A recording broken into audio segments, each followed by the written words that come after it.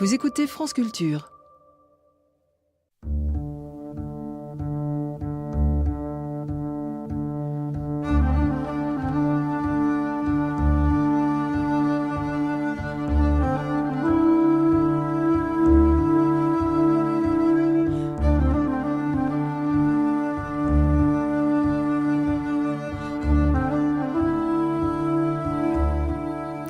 Culture d'Islam, Abdelwahab Meddem.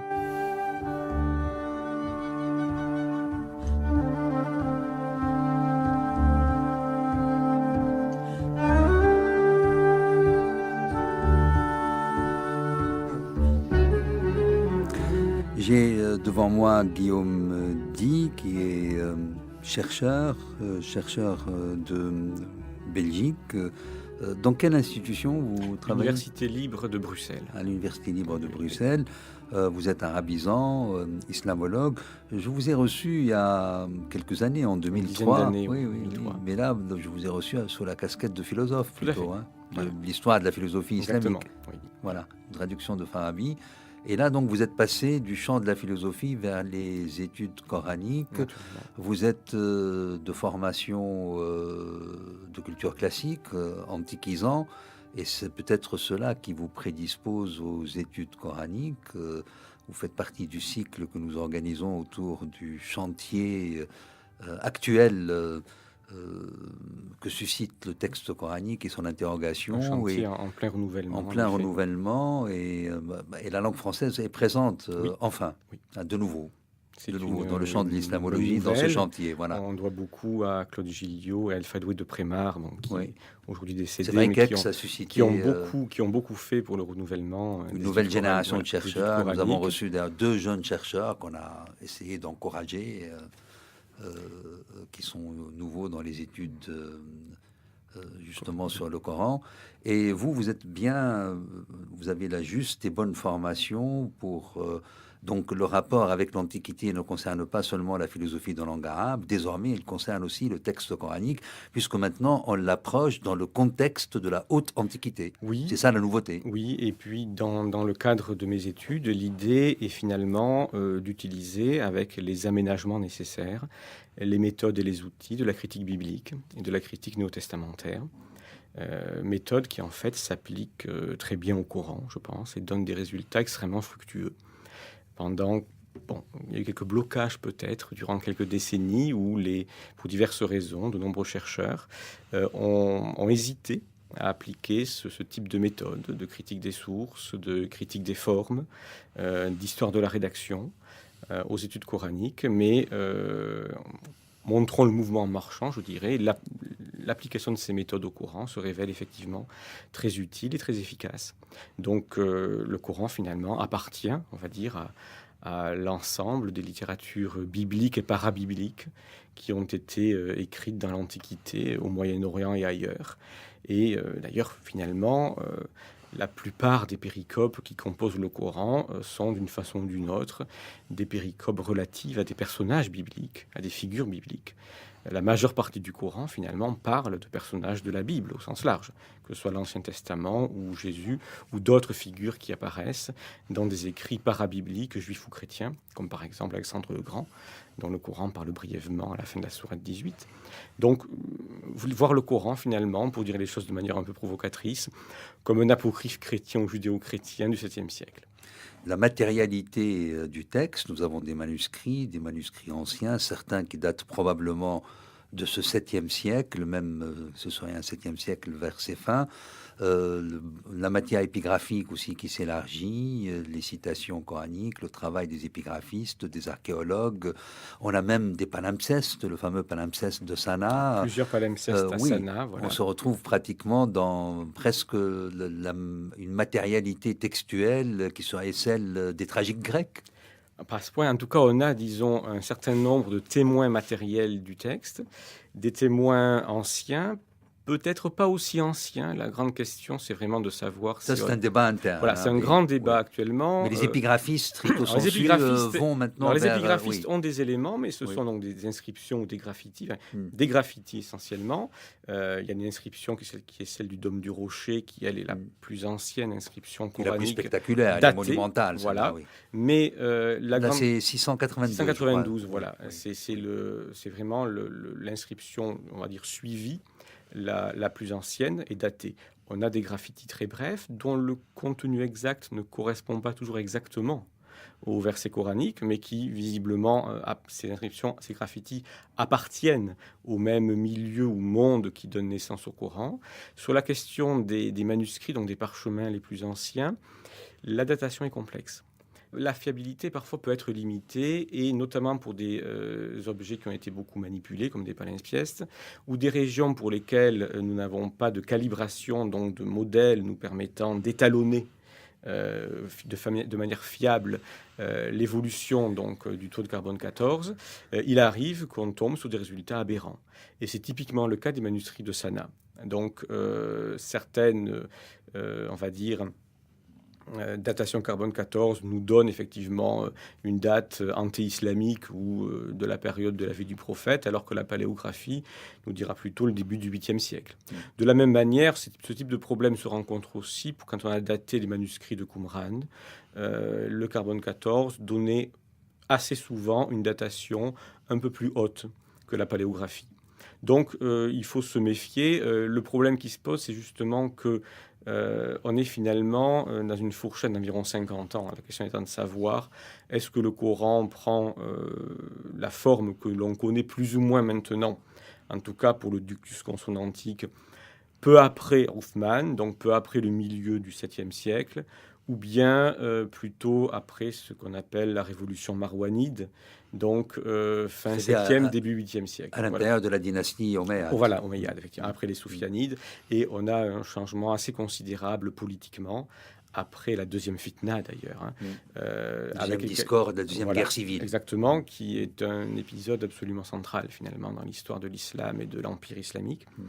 Et la question, effectivement, c'est de savoir si on est... Donc l'époque du redoutable gouverneur omeyyade d'Irak, Al-Hajjaj ibn Yusuf. Exactement. Ouais. Donc la question que l'on a, c'est de savoir si vraiment on a des codex coraniques qui seraient antérieurs à Abd al-Malik ou pas. Abdel-Malik, à peu près... 690, autour de 690. Le bâtisseur, le commanditaire du Dôme du Rocher. C'est lui qui, par exemple, impose l'arabe comme langue de l'administration. Auparavant, le grec était plutôt utilisé. Avant cette période, je ne suis pas sûr que les croyants, les mouminoun, comme on dit, se concevaient vraiment comme une religion aussi à l'écart que cela des autres religions biblique de la fin de l'Antiquité. En tout cas, c'est une question qui évidemment pose problème pour l'histoire du texte coranique, parce que on se rend bien compte que il y a probablement eu, contrairement finalement à l'image que la tradition musulmane veut donner du texte, il y a certainement eu même une activité rédactionnelle après la mort du prophète, au sens où l'on a des éléments très solides qui permettent de penser qu'une partie du Coran a été non pas simplement collectée, donc c'est pas simplement des parties qui auraient été rassemblées un peu comme les pièces d'un puzzle, mais qu'un nombre peut-être important de passages du Coran auraient tout simplement été composés, écrits après la mort du prophète. Mais tout cela, on est que dans des hypothèses, des supputations. On n'a aucune. On est sur des hypothèses, mais fondées sur des éléments. Fondées, je dirais, fondées sur un certain nombre de considérations qui relèvent à la fois parfois de la datation de certaines sources des passages coraniques, du profil des rédacteurs, c'est-à-dire du genre de personnes qui étaient susceptibles d'avoir les compétences pour rédiger certaines parties du Coran, également du contexte dans lequel ces textes pouvaient avoir été écrits et auxquels ils pouvaient être adressés.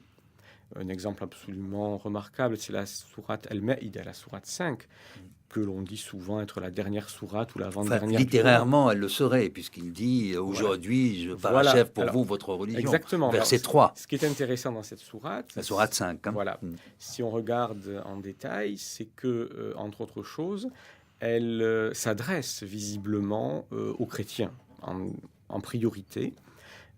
D'où le titre d'Al-Maïda, Voilà. c'est la référence à la scène, je crois. Alors, c'est une référence à la table servie et par rapport à une péricope de la fin de la sourate qui reprend en fait des Soit épisodes. pèlerin d'Emmaüs, soit la scène, non? Alors, en fait, ça reprend probablement en fait une histoire de la table servie dans le psaume 78, mais qui dans la Bible se passe avec Moïse et qu'il a émise dans le contexte de Jésus. Donc on a vraiment une réflexion, une transposition, pour employer une... Et ça fait partie des coups de génie des scribes Voilà, du Coran, exactement. très informés et qui construisent Tout à fait. à partir de toute une antériorité en créant presque les concepts freudiens du rapport entre réel et rêve, toute scène de représentation et de création, c'est-à-dire là on a condensation, déplacement, surdétermination. Voilà. Les trois concepts freudiens fonctionnent. Là. Et on transpose en fait une histoire qui au départ est censée mettre en scène Moïse, on la transpose sur Jésus, donc de manière parfaitement libre, mais en toute connaissance de cause. Mais la question qui se pose, c'est que si cette sourate est censée être adressée, par exemple, lors de la reprise de la Mecque, pourquoi ce texte s'adresse visiblement à des chrétiens? Cuypers nous parle d'une possibilité de dégager de ce texte ce qu'il appelle une théologie des religions, c'est-à-dire une espèce de reconnaissance des trois alliances, parce que les Juifs sont très présents aussi dans ce texte. L'alliance musulmane, au début, pour ce qui concerne le pèlerinage, cédée par le sacrifice, l'alliance juive reconnue par l'élection, et puis l'alliance, ceci est ma chair, mangez, ceci est mon sang, buvez. Alors c'est un texte effectivement qui est très politique en fait, mais le contexte, on va dire politique, qui semble le plus approprié, ce n'est pas le contexte de la Mecque en 632, c'est le contexte de l'Empire après les conquêtes et même, je dirais, de l'Empire soufyanide ou marwanide. Donc là, on a un décalage qu'il faut expliquer. Et le quatrième élément qui va dans le sens d'une activité rédactionnelle et pas seulement éditoriale après la mort du prophète, ce sont des indices dans la composition même du Coran qui révèlent l'addition de versets au moment de la constitution du codex lui-même et pas au moment de la rédaction des textes séparés, les sourates qui constituent le Coran. Donc on a tout un ensemble d'indices qui sont concordants, qui nous invitent peut-être à avoir une diachronie plus large que la diachronie traditionnelle entre sourates mécoises et médinoises, mais qui nous invite plutôt à voir un texte composé sur plusieurs décennies, peut-être un ouvrage collectif, composé bien sûr à partir je dirais, d'oracles ou de paroles du prophète et de textes liturgiques anciens, mais qui s'est retrouvé développé, agrandi par toute plusieurs générations peut-être de transmission, de composition. Donc une composition tout au long peut-être du 7e siècle.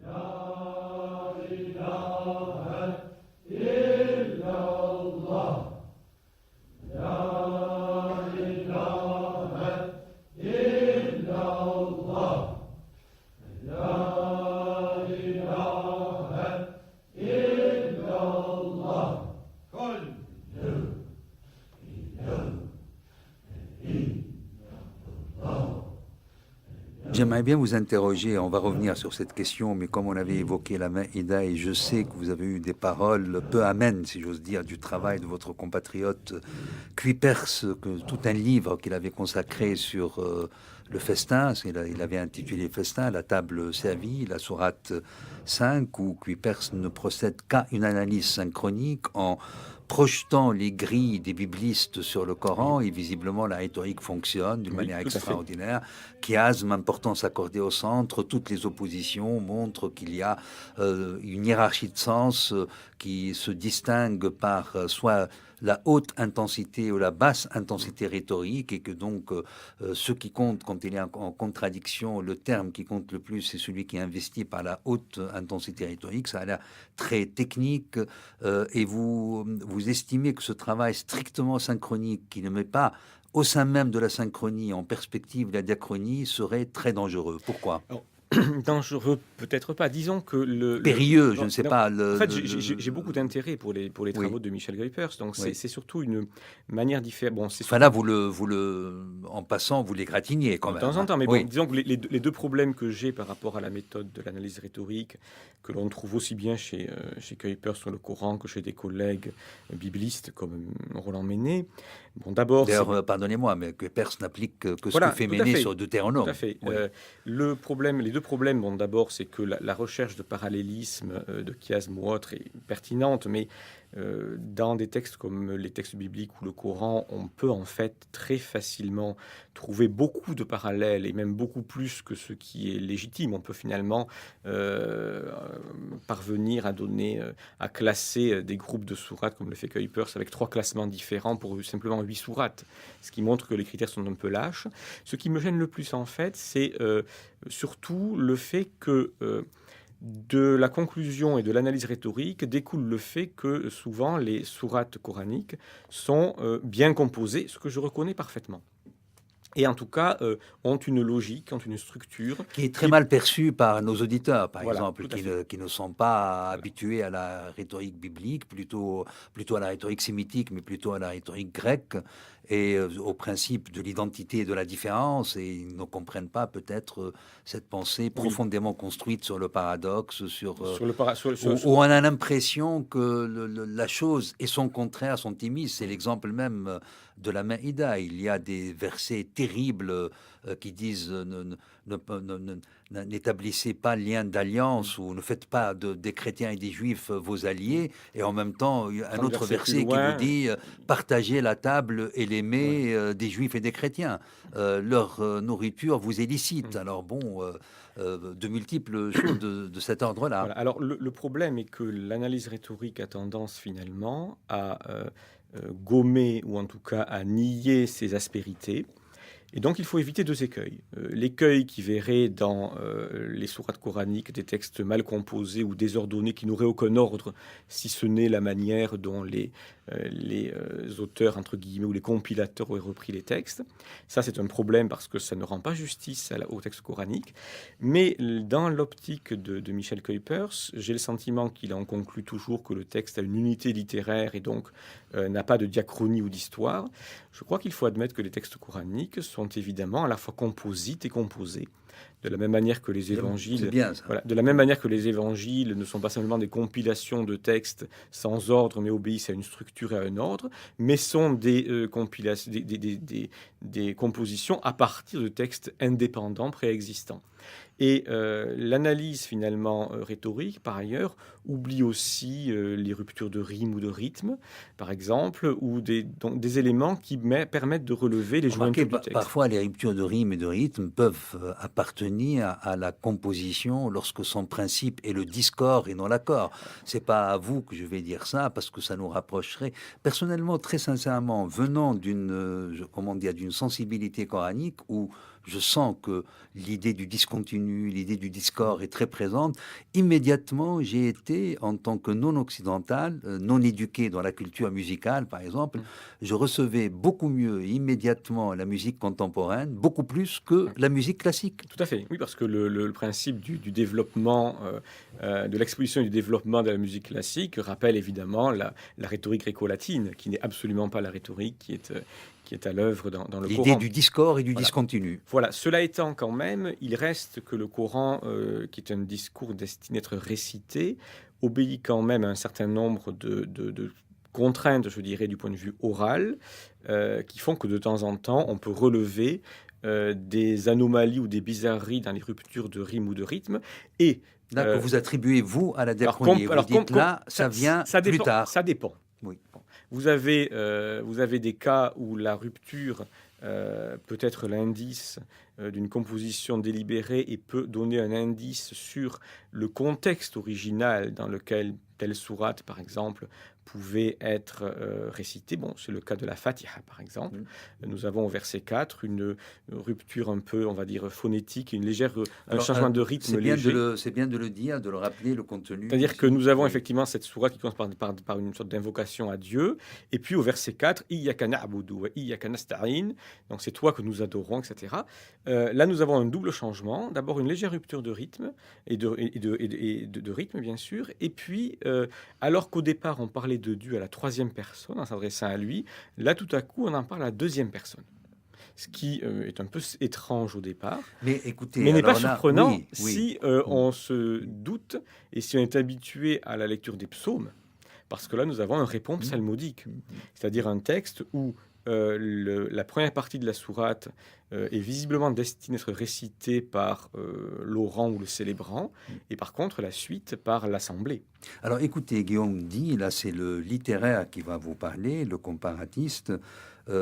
Une des efficacités les plus extraordinaires que j'ai eues auprès de mes étudiants pour éclairer un certain nombre de textes, c'est ce que j'appelle l'instabilité du pronom. Elle est véritablement essentielle dans l'écriture en général, dans la poésie en général. On la trouve chez Shakespeare, on la trouve chez Dante, on la trouve chez Ibn Arabi, donc on passage dans 3 langues déjà différentes, et éclairer cela par la manière avec laquelle Benveniste a analysé les pronoms et la fonction des pronoms, ça devient absolument passionnant. Ça ne me choque pas du tout. Le changement de pronom, ce que j'appelle l'instabilité du pronom, appartient véritablement à l'énergie de l'écriture en général, littéraire.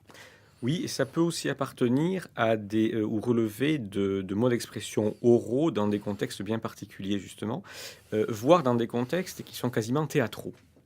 Il y a de la théâtralité dans le Coran. Il y a énormément de théâtralité. Il y a beaucoup de gens qui parlent de la question de la voix, du dialogique dans le Coran. Alors, j'ai travaillé beaucoup sur la sourate 19, qui est la sourate Mariam. La fameuse, tout à fait... votre long article, un quasi-livre, lieu saint commun, partagé ou confisqué, aux sources de quelques péricopes coraniques, la sourate 19, dans ses versets particulièrement 16-33, vous consacrez plus de 100 pages, Guillaume dit, à cette analyse, et c'est fort.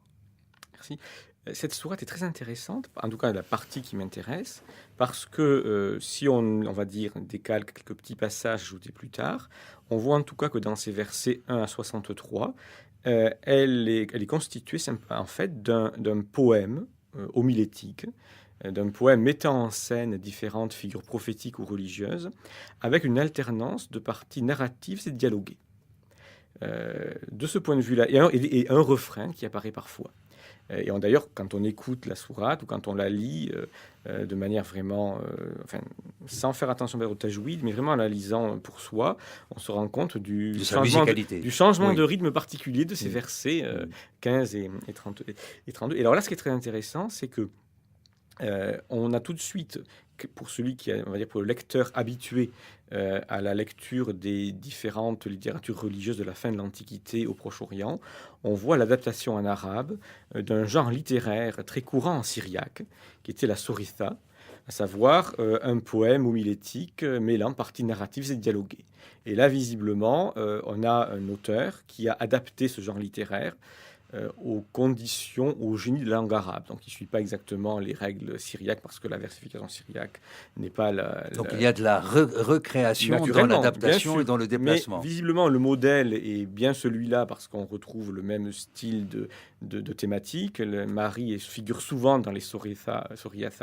On reviendra sur le contenu, parce que votre enquête littéraire est absolument passionnante pour éclairer ce texte. Mais ce qui peut être très intéressant à dire aux auditeurs, ils peuvent, s'ils font des recherches sur Internet, ils verront parfois qu'aujourd'hui encore, dans des célébrations des églises syriaques contemporaines, il arrive que l'on joue lors de la messe des poèmes dialogués de ce type, où par exemple le prêtre tient le rôle, par exemple, du diable ou du chérubin, et un officiant tient le rôle d'un ange ou de Jésus tenté par le diable. Et on voit les deux personnages jouer exactement, jouer ce type de poème. Donc ça fait partie vraiment d'une culture orale et d'une culture de performance. Hein. Et donc cette théâtralité-là, on la retrouve aussi effectivement dans le Coran. Et là, vous avez constaté à un moment une rupture ou un introduit face à ce texte qui semble provenir profondément du corpus chrétien, marial chrétien. Vous en déterminez tous les éléments. Il y a l'apparition de la justification coranique musulmane, polémique, antichrétienne, c'est-à-dire la vision qu'a l'islam que Jésus ne peut pas être fils de Dieu, mais il est fils de Marie. Et on a surtout, alors, fils de et là, vous avez remarqué une interpolation, une rupture dans le total, dans le rythme. Une rupture totale, en fait, si vous voulez, à la fois, ce sont les versets 34 à 40 de la sourate pour nos auditeurs. On a en fait une rupture déjà, de proportion, mais c'est pas le plus important par rapport au nombre de versets dévolus à d'abord l'histoire de Zacharie et de son dialogue avec Dieu par rapport à Jean-Baptiste, puis de Marie et de Jésus, puis plus loin d'Abraham et de son père. On a surtout d'abord une rupture de propos, c'est-à-dire que les versets précédents et suivants sont effectivement ces dialogues mettant en scène des figures prophétiques, et tout à coup il y a un discours polémique très violent, alors que les versets précédents et suivants n'ont rien de polémique en fait par rapport aux chrétiens. Et puis on a une rupture également de rime, ce qui là est quelque chose quand même de très grave, parce que la question de la continuité de la rime est quand même très importante. Et là on a une rime en a avant et après, et sur ces 6 versets on a une rime en in, im ou un. Et quand vous avez donc plusieurs critères indépendants mais convergents qui nous montrent que ce texte n'est pas à sa place, on doit suspecter une interpolation. Et ce qui est intéressant, c'est qu'une fois l'interpolation enlevée, le texte a une unité beaucoup plus grande. Et vous n'avez aucun détail du texte n'est, je dirais, étranger au christianisme. Tous les détails de ces récits se retrouvent, d'une manière ou d'une autre, dans des traditions, dans des textes chrétiens apocryphes, ou dans des textes liturgiques, ou dans des légendes populaires chrétiennes. Donc vous ne pensez pas là que cette intervention pourrait être, comment dire, dans un principe de construction peut-être pas assez maîtrisé, mais que c'est le signe qu'il fallait adapter, prendre et en même temps se distinguer pour être dans la logique doctrinale de la vision globale qu'a le Coran sûr, parce que le Coran a une christologie qui n'est pas celle des chrétiens. Oui, mais le problème qui se pose dans ce passage précis, c'est que, outre quand même le fait que cela apparaît comme une pièce rapportée, c'est que dans les passages, donc dans la version de ces versets, donc 1 à 63 pour faire simple, de la sourate 19, sans les versets 34 à 40, donc ce qui est pour moi l'interpolation, il n'y a rien qui ne soit pas non plus coranique ou islamique. C'est-à-dire que la manière dont le texte présente la figure de Jésus, ce que fait le texte, pour faire simple, c'est en fait d'insister sur le rôle de Marie dans la nativité. Donc c'est un texte davantage sur Marie que sur Jésus. Mais quand il est question de Jésus, il n'y a rien qui ne soit en fait acceptable, aussi bien par les musulmans que par les chrétiens, entre guillemets. Donc autrement dit, le texte est un texte de convergence. C'est mon collègue allemand qui a proposé ce type de description pour des textes du Coran qui visiblement... Comment il s'appelle, votre Frank collègue van der Velden, voilà. Qui a publié uniquement en allemand, ma connaissance, donc il est peut-être peu connu de nos auditeurs, mais c'est un chercheur tout à fait reconnu et intéressant. Et cette approche est extrêmement intéressante parce qu'on a effectivement des textes qui visiblement présentent une christologie ou une mariologie qui est, on va dire, qui en reste au plus grand dénominateur commun entre guillemets, les musulmans et les différentes factions chrétiennes, puisque la mariologie et la christologie de la sourate 19, sans ces versets interpolés, est acceptable aussi bien par des musulmans que par des jacobites, des nestoriens ou des chrétiens chalcédoniens. Ce qui est vraiment, pour moi, extrêmement révélateur, parce que cela montre que l'auteur de ce passage-là savait très bien où s'arrêter, je dirais, pour ne pas entrer dans les polémiques entre chrétiens et musulmans, et même entre les chrétiens eux-mêmes. À l'intérieur du christianisme. Tout à fait. Donc ça montre une volonté, je dirais, presque politique, de trouver un dénominateur commun entre chrétiens et musulmans. Mais derrière cela, vous avez montré une connaissance profonde, je dirais. Ceux qui sont derrière ce texte étaient d'une très haute érudition, puisque vous retrouvez le texte lui-même, disparu en grec, mais nous savons qu'il a été traduit sur un manuscrit du Xe siècle en géorgien. À partir de la Géorgie, il revient vers la Grèce, vers l'Arabie, et en même temps soutenu par, anthropologiquement, il y a la part textuelle et la part anthropologique, par tout un pèlerinage vers une église qui est à côté de Jérusalem. Comment elle s'appelle, cette église du Kathisma, donc du siège de Marie. C'est une église aujourd'hui en ruine, mais dont les ruines ont été redécouvertes en 1991. C'est une église en fait qui est située à mi-chemin entre Jérusalem et Bethléem, qui est aujourd'hui sur un terrain appartenant au patriarcat orthodoxe. Et cette église était très importante à la fin de l'Antiquité. Et elle donc était 6e, 7e. Voilà, tout à fait. Et elle était le temps du Coran. Voilà, elle était l'objet d'un pèlerinage parce que, on va dire, deux groupes de traditions populaires, de légendes y étaient attachés. D'une part, des légendes relatives au repos de Marie qui se serait reposé sur le chemin vers Bethléem d'abord. Et ça, c'est des traditions relatives au protévangile de Jacques, un apocryphe chrétien du IIe siècle, mais très présent dans les traditions orientales, notamment de la Nativité, et même d'ailleurs très présent dans les traditions occidentales, puisque je crois que tous les chrétiens à Noël se représentent Joseph et Marie, Marie sur un âne allant vers Bethléem. Bon, mais l'âne, il n'est pas dans l'évangile de Luc ou ailleurs, il est en fait dans le protévangile de Jacques. Et puis l'autre tradition était liée au repos de Marie lors de la fuite en Égypte. Bon. Et ces deux traditions étaient mêlées en fait dans l'église du Kathisma, où il y avait un rocher et une source circulant autour du rocher. Et ce qui est assez remarquable également, c'est que l'église du Kathisma était une église de grande dimension, octogonale, avec plusieurs octogones. Vous dites même rocher. Quel est le modèle du dôme du rocher? Elle est le modèle architectural du dôme du rocher. C'est quelque chose qui est aujourd'hui, je crois, confirmé par les recherches archéologiques. Ça, c'est nouveau, ça date des années 90. Oui, puisqu'effectivement, on n'a même 2000, puisqu'effectivement, elle n'était pas... Elle a vraiment le déambulatoire intérieur. Elle a un déambulatoire. Et c'est autour d'un rocher aussi. C'est autour d'un rocher.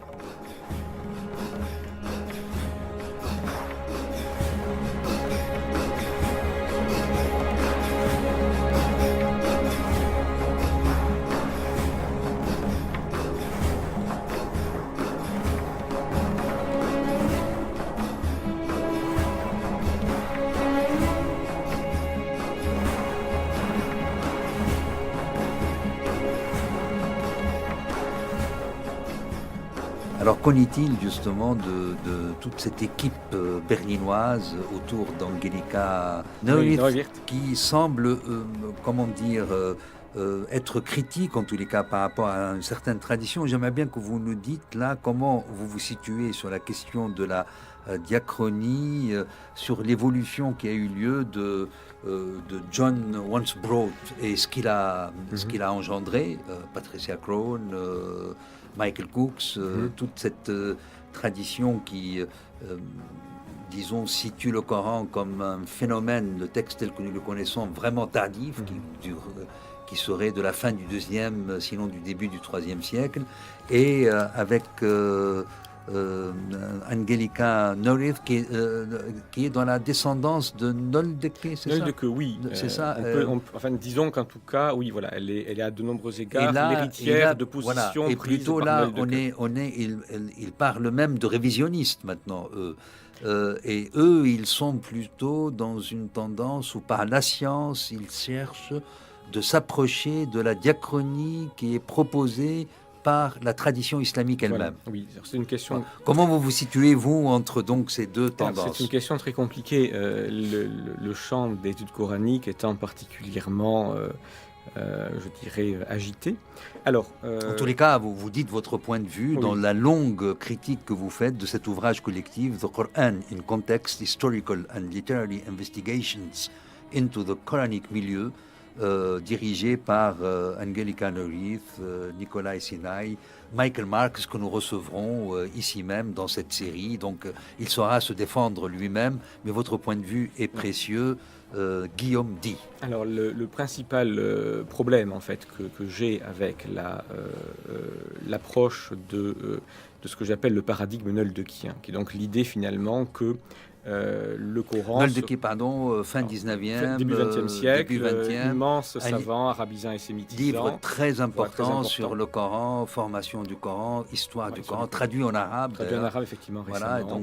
Donc commenté, analysé, et qui s'approche, il propose même aussi une chronologie des sourates. Entre mécoises et médinoises, et qui n'est pas loin de la chronologie proposée par les savants d'El-Azhar. Voilà, tout à fait. D'El-Azhar, de la grande mosquée sunnite du Caire. Tout à fait. Alors, pour aller directement à l'essentiel, finalement, le principal problème, il est de savoir si, comme le pensait Nöldeke, en tout cas à une période de sa carrière, le Coran ne contient que des morceaux authentiques, autrement dit des passages datant de l'époque du prophète, et donc étant le reflet de l'expérience d'une communauté autour de Muhammad à la Mecque et à Médine entre 610 et 632. Donc voilà finalement ce que j'appelle le paradigme nöldekien, à savoir l'idée que nous avons dans le Coran la réunion de passages qui reflètent la prédication du prophète et la vie de sa communauté entre la Mecque et Médine, dans une période entre 610 et 632, et prédication que nous pourrions organiser en une série, dans une chronologie relative entre les sourates mécoises, divisées en 3 périodes, et les sourates médinoises. Angelika Neuwirth considère que cette chronologie entre sourates mécoises et médinoises est la base même finalement de ses études. Il se trouve pour diverses raisons que je suis extrêmement sceptique sur les possibilités d'avoir une telle chronologie. Pardonnez-moi, mais les thèses en gros de John Wansbrough et de sa descendance, qui semble actuellement battre en retraite, il faut dire la vérité. C'est compliqué. Disons qu'il y a des éléments de Wansbrough qui ne sont plus acceptés, comme la datation, je dirais, tardive de la canonisation du Coran, mais en fait d'autres éléments de Wansbrough, notamment l'idée selon laquelle les récits de la tradition musulmane, qui d'ailleurs sont souvent ceux sur lesquels se fondent peu ou prou Nöldeke et d'autres pour faire la chronologie des sourates, Wansbrough a montré... C'est-à-dire ce qu'on appelle Asbab al-Nuzul. Voilà, Asbab al-Nuzul, la sira en général. Et toute cette technique de l'exégèse qu'on pourrait traduire par les circonstances de la révélation. Voilà. Alors, donc articuler la révélation au milieu médinois et mécois et à la biographie du prophète. Exactement. Voilà. Wansbrough considérait que la biographie du prophète relevait plutôt de récits postérieurs et plutôt destinés à donner un contexte. A posteriori, voilà. Donner un contexte à ce qui n'en avait pas. Je pense que dans 90% des cas, Wansbrough a raison là-dessus et que la tradition musulmane, pour diverses raisons, n'est pas fiable. D'une part, parce qu'on a beaucoup de contradictions à l'intérieur même de la tradition musulmane. C'est là où c'est passionnant. On a des contradictions. Cette tradition est polyphonique, elle est problématique. Oui, mais elle est peu fiable parce qu'il est toujours difficile de savoir face à diverses versions qui, par exemple... Qu'est-ce que vous pensez, pardonnez-moi, des travaux de quelqu'un comme l'historien, c'est autre chose, mais ça approche, comme Hicham Jait dans La Grande Discorde ou dans la biographie qu'il avait écrite en 4 volumes sur le prophète, où il ne cherche pas à critiquer ce qu'apporte l'historiographie officielle, la chronique officielle, qui est très souvent apologétique, mais où il investit sa raison, son logos, pour dire ça c'est possible, ça ne l'est pas, ça c'est fiable, ça ne le fait pas. Et à partir du tamis, ça passe par le tamis de la raison, tout ce qu'il reçoit, à toutes les directions, il propose lui-même la fiction d'une chronique possible par rapport à ce qu'apporte la chronique officielle islamique. Alors, je reste assez sceptique sur ces résultats. Sur cette démarche. Voilà, même. Oui, je comprends l'idée. Parce que c'est critiqué par les historiens du fait que la chronique elle-même n'est pas critiquée. Elle est prise, je veux dire, elle n'est pas critiquée en tant que matière. Oui, c'est-à-dire que en tant que origine, en tant que... On peut retrouver quelques informations fiables sur la vie du prophète, mais finalement très peu. Je vous donne un exemple finalement très très simple. Tout le monde vous dira que le prophète est mort en 632, parce que finalement c'est la date que donne la tradition musulmane et que nous avons systématiquement. Soit, simplement l'ennui c'est que nous avons plusieurs témoignages de textes très anciens, chrétiens, juifs ou samaritains, des textes indépendants les uns des autres, très importants, qui semblent bel et bien indiquer que le prophète était en vie au moment des conquêtes, autrement dit en 634-635. Alors, qu'est-ce qu'on fait, par exemple, là-dessus ? Nous avons la tradition musulmane, intérieure à ce mouvement-là, mais nettement postérieure, qui est, je dirais, consensuel, voilà, une mort en 632, et puis des témoignages, certes non musulmans, mais plus anciens et indépendants entre eux, qui nous donnent une autre date. Bon, vous voyez, sur un élément pourtant aussi basique, aussi fondamental que l'année de la mort du prophète, mais nous ne savons pas. Il faut dire les choses comme elles sont. 2-3 ans, c'est pas méchant. Oui, mais ça fait quand même une différence entre le fait qu'il soit mort à Médine ou au moment des conquêtes. Ben, vous voyez, c'est quand même quelque chose qui n'est pas négligeable. Donc, je n'ai rien contre... Enfin, on peut utiliser la tradition musulmane, mais on se rend compte qu'elle est quand même difficilement utilisable et qu'elle ressemble plus à une eulogie, une apologétique, ce qui fait que les résultats restent peu fiables. Alors, finalement, Wansbrough a eu la bonne idée, je dirais, de séparer davantage, justement, l'étude du Coran de l'étude de la vie du prophète. Et ça, c'est vraiment un acquis considérable. Donc, ça nous engage finalement à lire le Coran en pensant plutôt à un contexte, on va dire, littéraire et religieux et scribal, plutôt qu'aux événements de la vie du prophète. L'ennui de son approche, essentiellement, c'est qu'il n'a pas fait l'étude, je dirais, suivie de sourates particulières.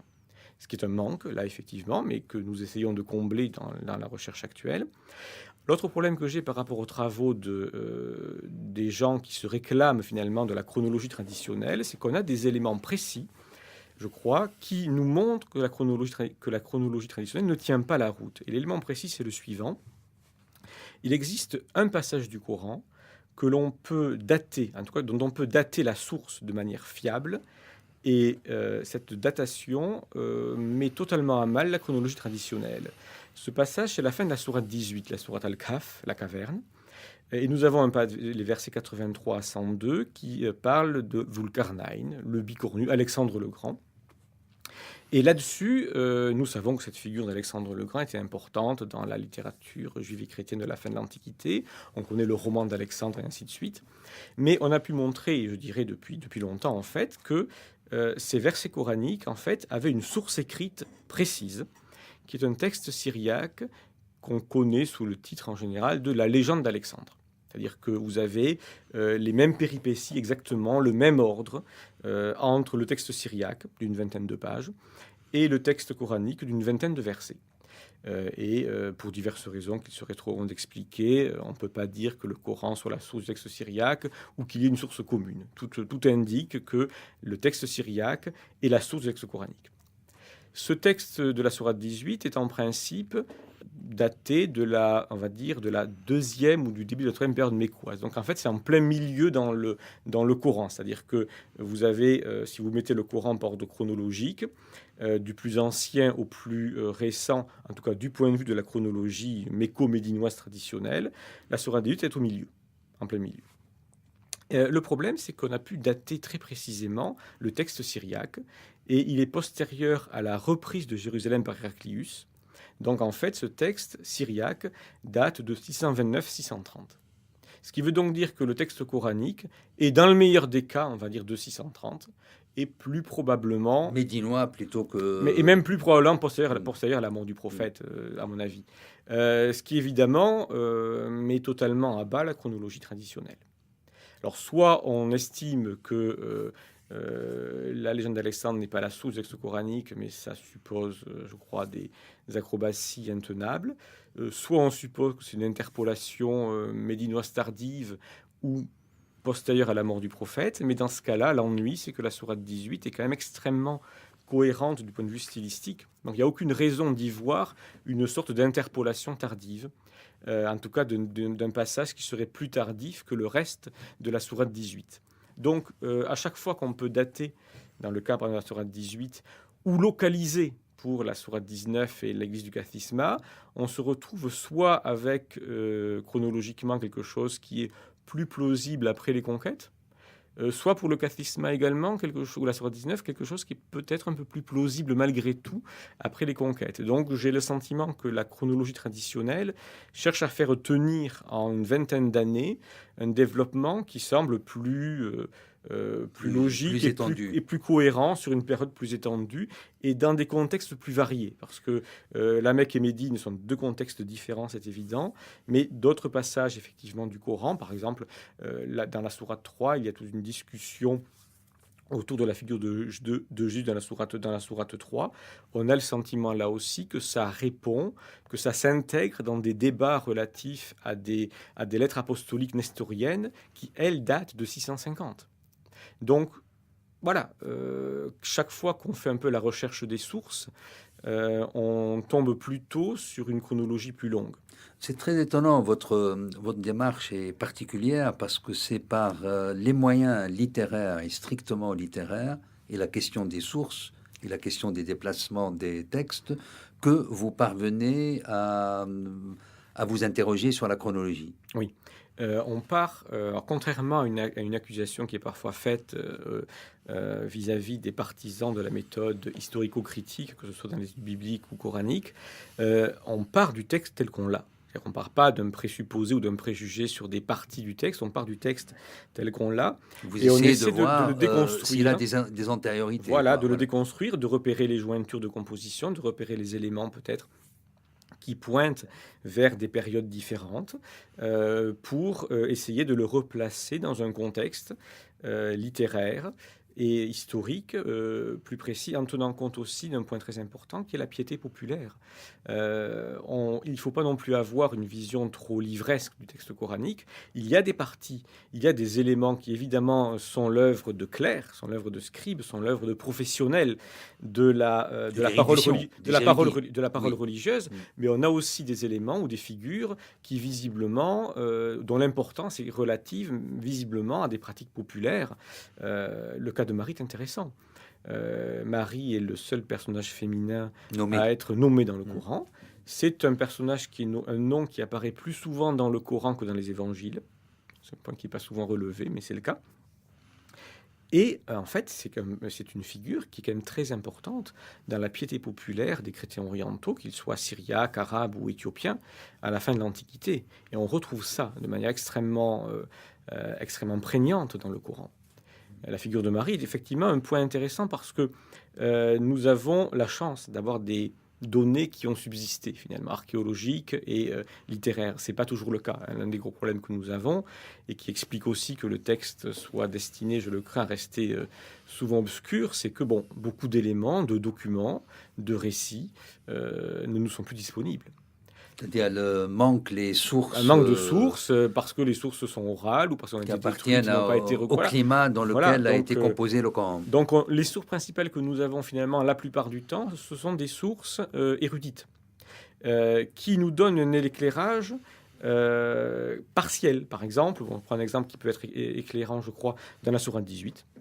Vous avez ce fameux récit des gens de la caverne. Et on sait très bien que le récit coranique est un avatar, je dirais, d'un récit chrétien plus ancien sur les dormants sur les 7 dormants d'Éphèse et ainsi de suite. Oui. Voilà.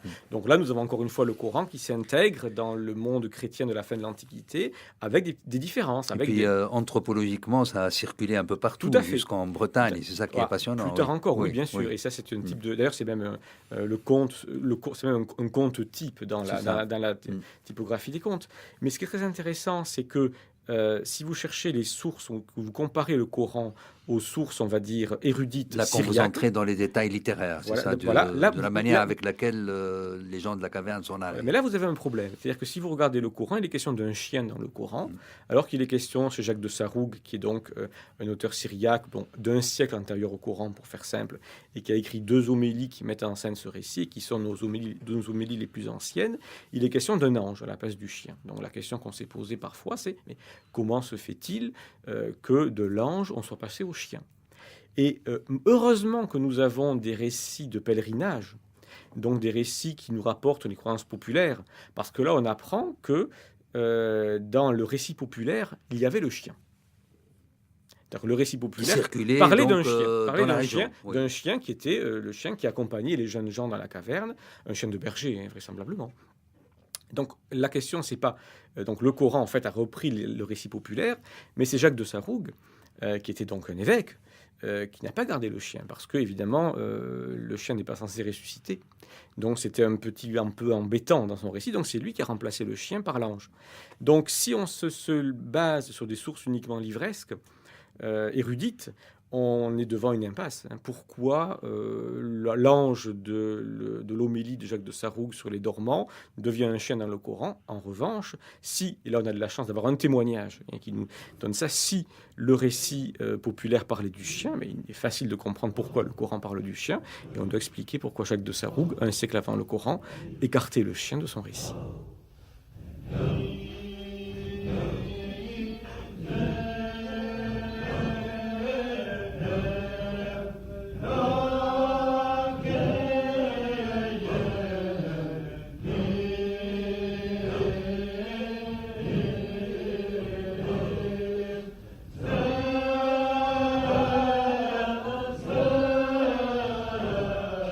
Dans ce que j'ai pu lire de vos travaux, Guillaume dit, ce que je reçois et comment j'interprète vos travaux, on a l'impression que le texte coranique était un texte très informé, marqué par le climat culturel dans lequel il est né. On est dans un monde donc où les idées circulent, où les textes circulent, où les gens circulent, où les légendes, les mythes, les rites, les cérémonies, les gens voient les uns et les autres. On n'est pas dans ce monde, le Coran ne vient pas d'un monde isolé, d'un monde totalement séparé. Beaucoup donc d'éléments qui viennent d'ailleurs, qui sont intégrés, légèrement réinterprétés et puis réinvestis dans la langue. La question que je voudrais vous poser, c'est ce qu'il en est de ce Coran en langue arabe par rapport à l'environnement des langues et l'opération, je veux dire, qui a abouti au texte coranique reste performante du point de vue littéraire, mais elle n'est pas isolée, elle est totalement intégrée dans un monde traversé par une pluralité de références culturelles, littéraires et de références, donc de textes venant de 6 ou 7 langues au moins. Et puis outre le fait que le vocabulaire coranique lui-même... Alors, la question de la langue du Coran est très importante, et en particulier de la question du bilinguisme ou du multilinguisme qui apparaît plus ou moins sous-jacent dans l'arabe coranique. Alors évidemment, c'est une question sensible, puisque le Coran, que la tradition musulmane présente le Coran comme étant écrit dans un arabe pur, ce par quoi... Et clair. Certains... est clair, ce qui n'est pas toujours le cas effectivement, mais pour des raisons qui peuvent être aussi liées aux aléas de la transmission du texte, mais pas uniquement. En fait, c'est une étude à paraître en anglais. Je me suis intéressé non pas aux emprunts, parce que les emprunts ne montrent pas des bilingues. Bon, on sait que le lexique du Coran, comme dans toute langue naturellement, a emprunté des termes à d'autres langues avoisinantes. Le mot Coran lui-même d'ailleurs vient du syriaque. Mais ça exige une étymologie, alors qu'en arabe, l'étymologie, on l'a réduit à la remontée vers les racines verbales. Voilà, ça en fait quelque chose d'interne à la sphère de la langue arabe, ce qui annule l'étymologie, en fait. Oui, mais qui ne marche pas du point de vue linguistique, puisque soit le sens, sémantiquement, ça ne marche pas, et puis ou bien les schèmes utilisés... Ça paraît trop mécaniste, en fait. Voilà, c'est parce qu'il y avait, dans le cadre de cette étymologie, la volonté d'avoir à tout prix l'étymologie arabe. Donc on sait évidemment... Donc d'annuler l'étymologie vraie. Voilà, exactement. Donc certains savants arabes et grammairiens... se sont interrogés. Ont quand même... Voilà, mais disons qu'ils n'avaient pas les outils peut-être de... Il y a un livre sur les mots étrangers du Coran. De Jeffery, effectivement. Non, même dans la tradition islamique. Oui, on a effectivement des petits traités, des très petits traités brefs, assez brefs, mais alors certains savants disant ça ne peut pas venir d'une langue étrangère, d'autres reconnaissant, Samarchari par exemple, Suyuti plus tard. Comme le fameux Kawthar, là, il y a un exégète qui a dit, tiens, peut-être est-ce un mot d'origine étrangère. C'en est un d'ailleurs, très vraisemblablement.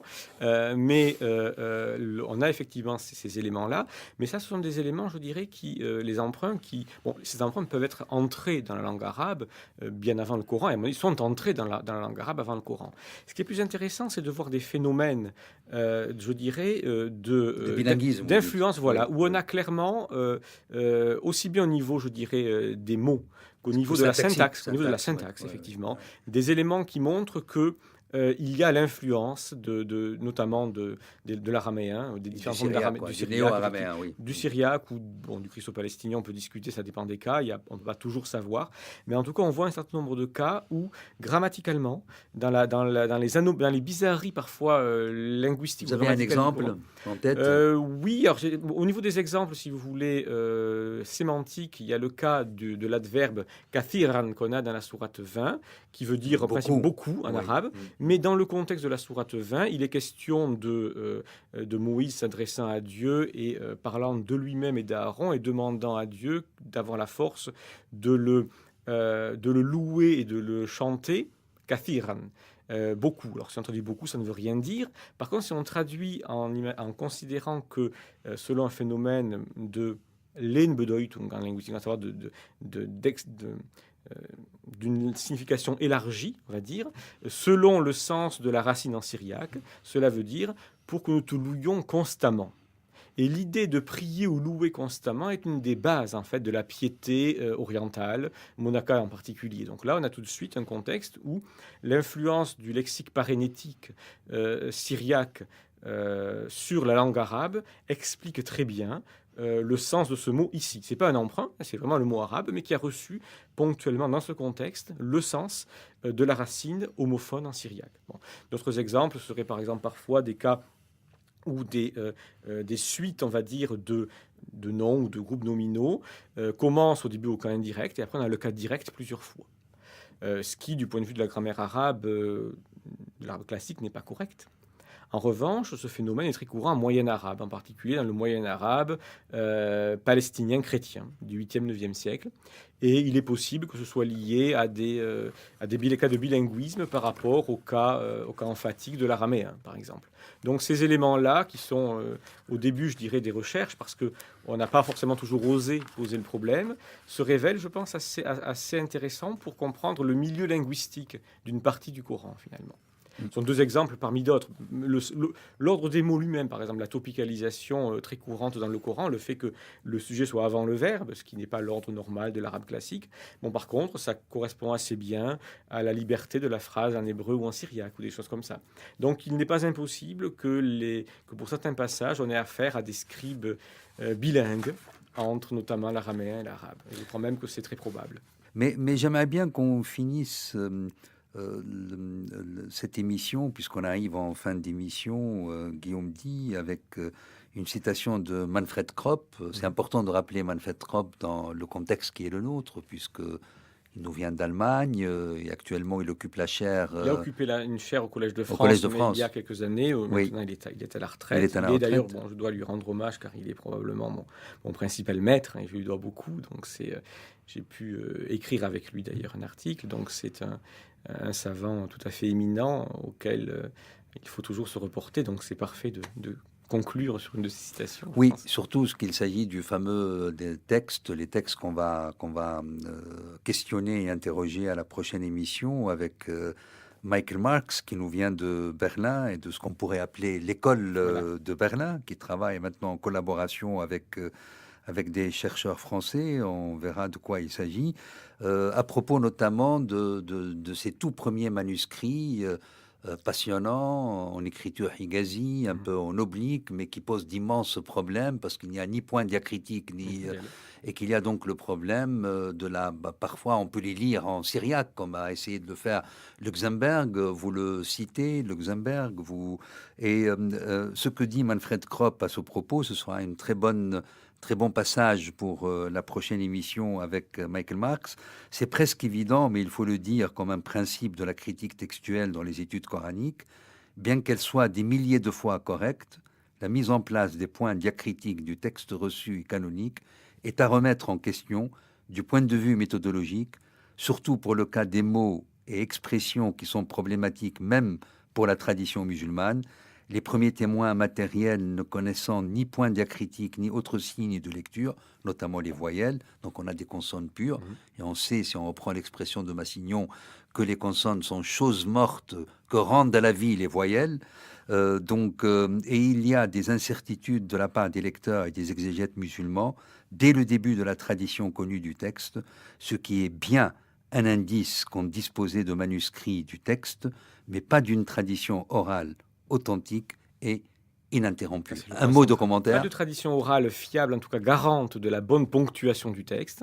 Il y avait bien sûr probablement des connaissances orales qui circulaient, mais un mélange de traditions et de transmissions orales et écrites dont on voit les traces, notamment dans les différentes lectures du Coran, les qira'at, où nous voyons clairement que dans de nombreux cas, les savants musulmans hésitaient entre plusieurs possibilités qui ne relevaient pas de tradition orale concurrente, mais simplement des sens possibles du texte que l'on pouvait avoir. Merci beaucoup Guillaume Di, qui nous vient donc de l'Université libre de Bruxelles et qui avait animé cette émission faisant partie de ce séminaire, de ce chantier coranique que nous proposons à nos auditeurs. C'était Culture d'Islam d'Abdelwahab Medeb, l'émission ayant été coordonnée par Dominique Compétissa. Olivier Dupré en a assuré la prise de son et la technique. François Connac, la réalisation et la mise en onde.